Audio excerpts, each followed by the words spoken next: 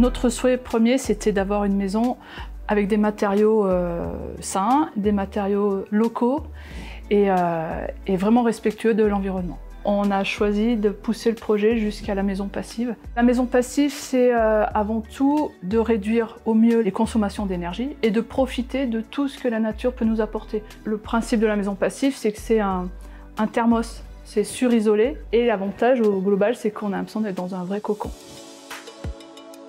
Elle répond à une conception bioclimatique, donc il faut bien gérer son orientation.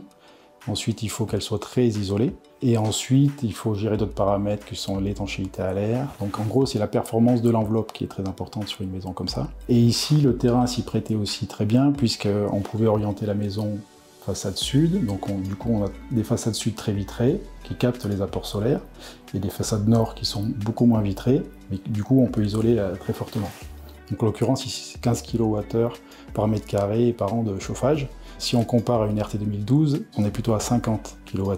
Donc en gros, on est 3 ou 4 fois plus performant. On trouve beaucoup de bois dans les maisons passives et d'ossature bois. Ça permet en fait de maximiser l'isolation.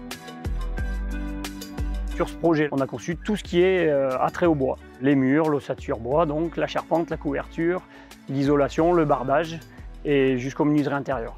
Donc en termes d'essence sur ce projet-là, on est sur de l'épicéa sur la structure et la charpente.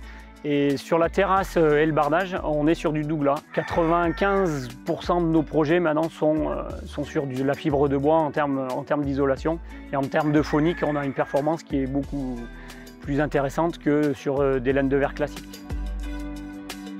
Alors la certification passive, on est allé la chercher pour aller jusqu'au bout de nos convictions et aussi pour motiver les troupes pendant le chantier.